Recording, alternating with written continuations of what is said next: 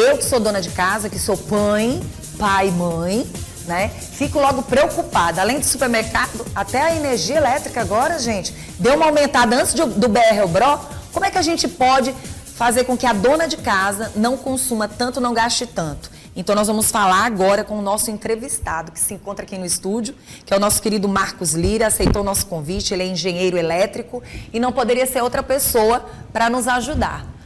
Você viu e conferiu na matéria que a gente mostrou que a conta de luz está mais cara em julho por conta da bandeira amarela.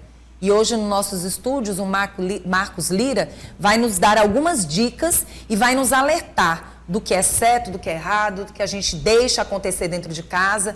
E agora há pouco eu falei sobre o celular, porque quem é que não tem um celular e quem é que não está carregando um celular, principalmente à noite? Seja bem-vindo ao nosso programa. Bom dia. Agradeço o convite, obrigado por a gente estar aqui para debater essa tão importante temática, não é? Mas as pessoas costumam deixar um assunto assim para depois. Digamos assim, vai passar o mês todo de julho, aí vai ver aquela conta super gigante, aí vai reclamar da vida, murmurar. Depois não dá. Então a gente imaginou, vamos trazer logo um engenheiro elétrico no início da história para a gente facilitar e que as pessoas não sintam não tenham que murmurar, nem se chatear e nem ficarem tristes, porque tudo leva culpa. Por exemplo, os filhos, férias, em casa. E às vezes não é.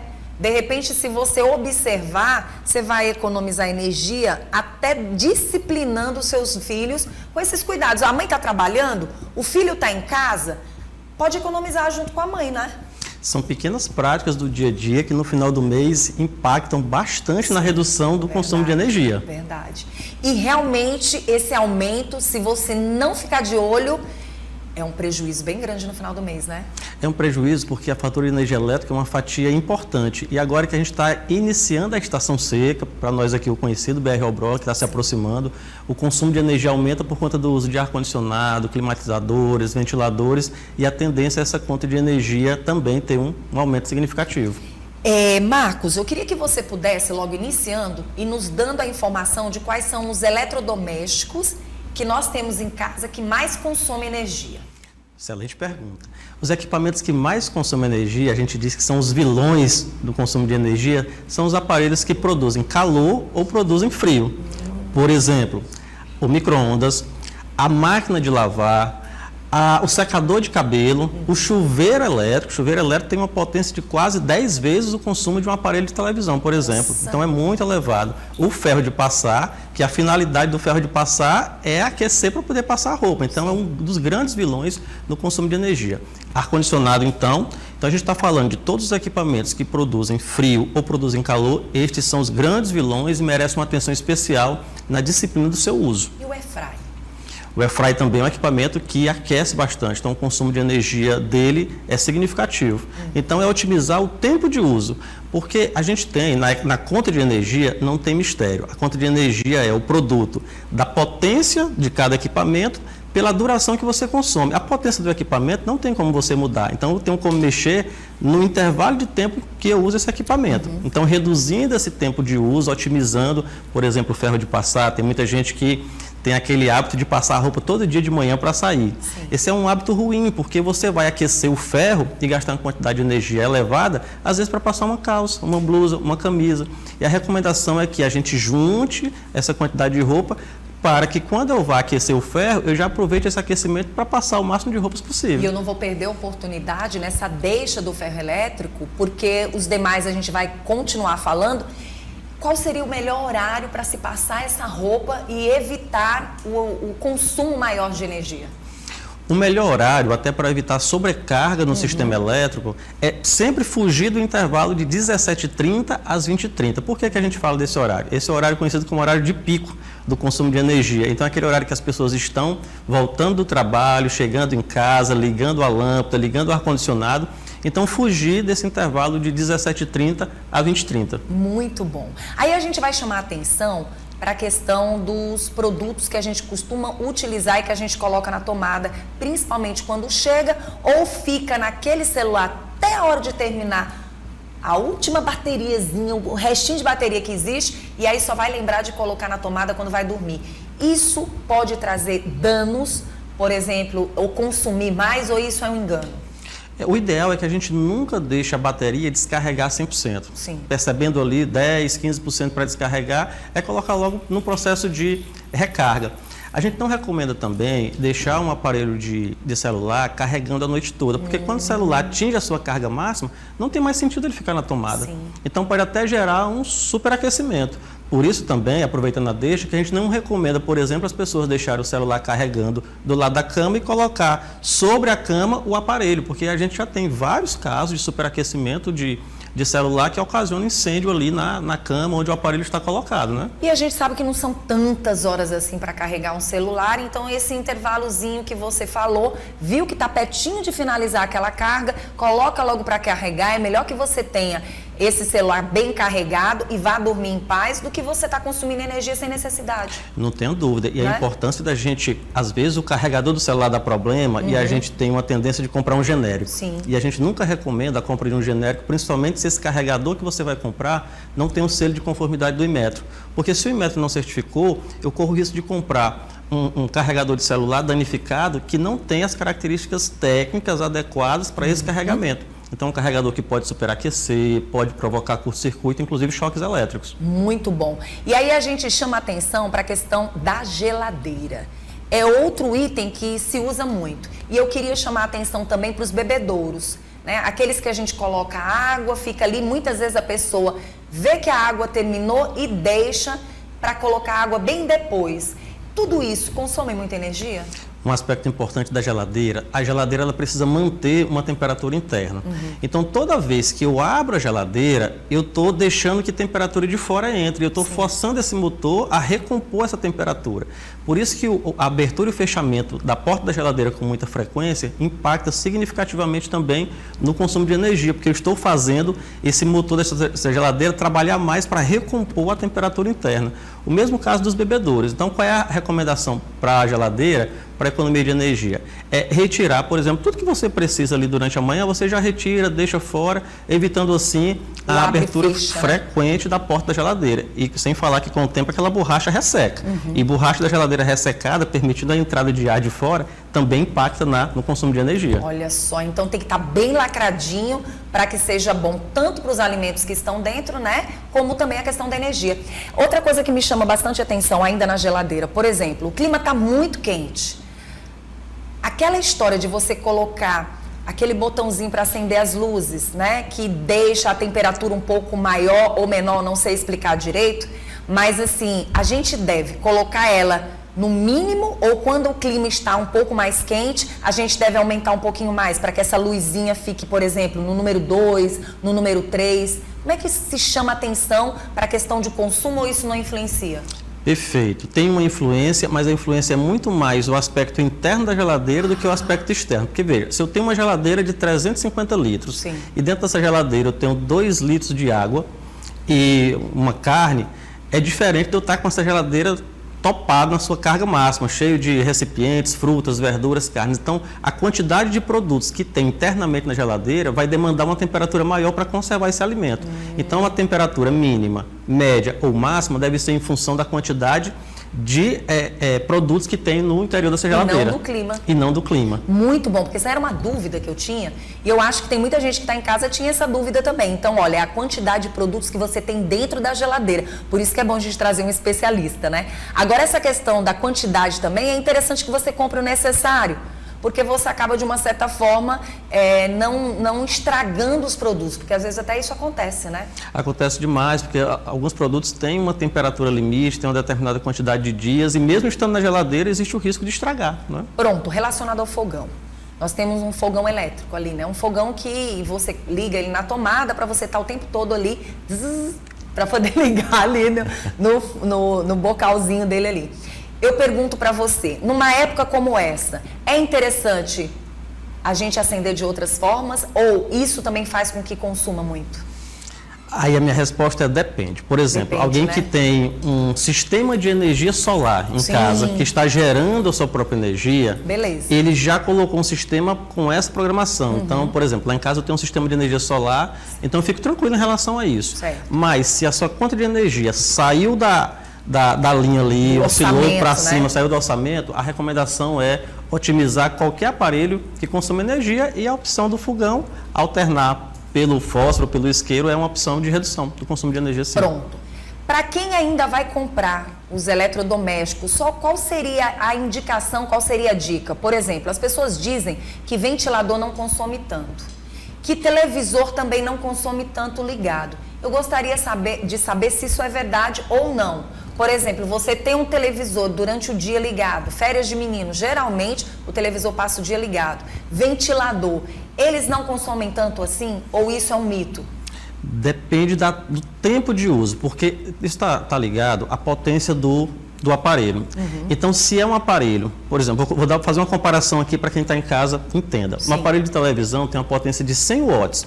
Então, se eu deixar esse aparelho de televisão ligado durante as 24 horas do dia, o consumo dela vai ser equivalente a um chuveiro elétrico que funciona durante 1 hora, porque a potência do chuveiro elétrico é infinitamente maior do que a potência do aparelho de televisão.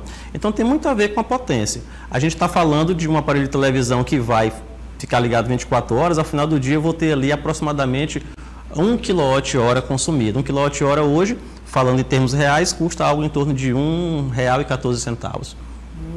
O que a gente tem que prestar atenção na hora de comprar um eletrodoméstico, né? Por exemplo, a questão do selo. O selo influencia também?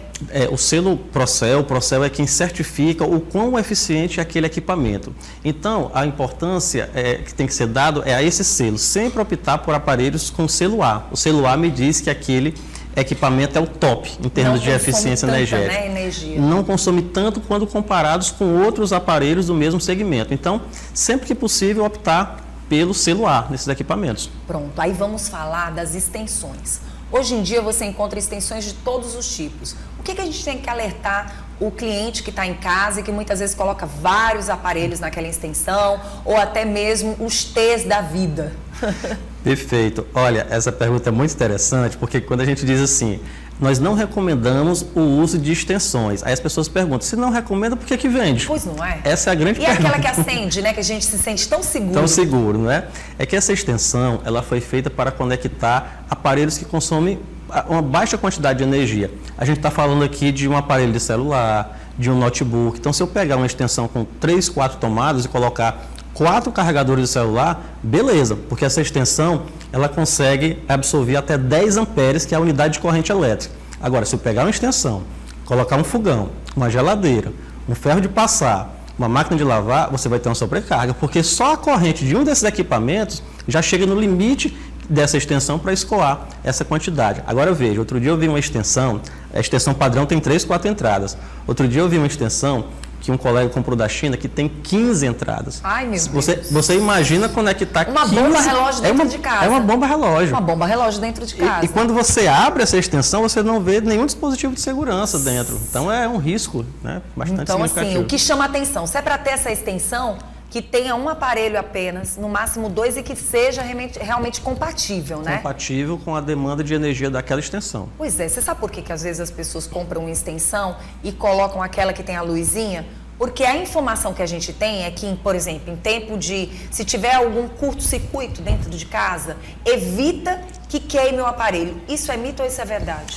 Evita que queime o aparelho, porque, na verdade, ao invés de queimar o aparelho, vai queimar a extensão, né?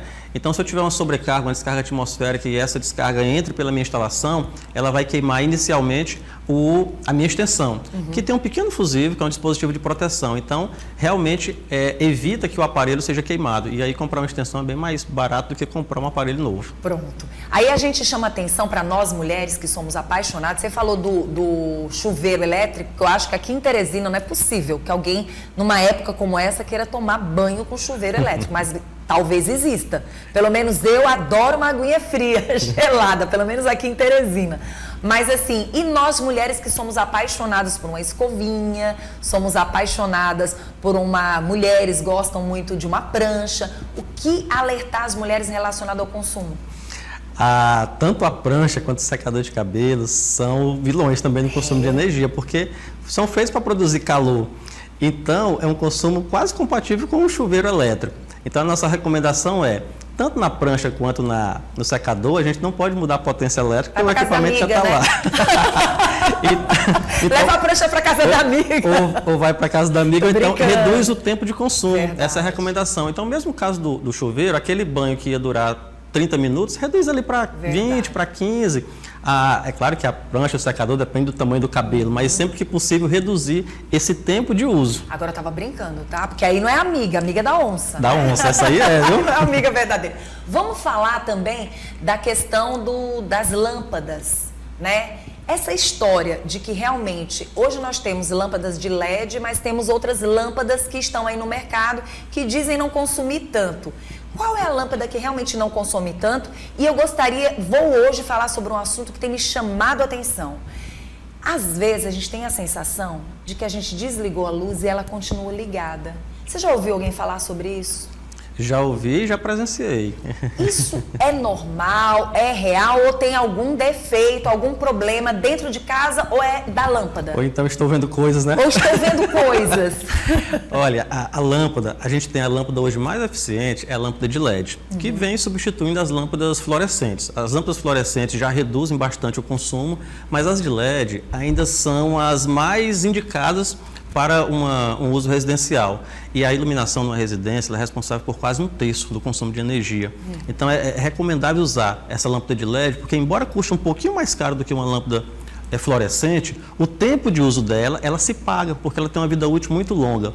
E em relação a essa sensação que a gente tem que mesmo desligada, parece que a lâmpada está piscando mesmo quando desligada, aí eu tenho duas possibilidades.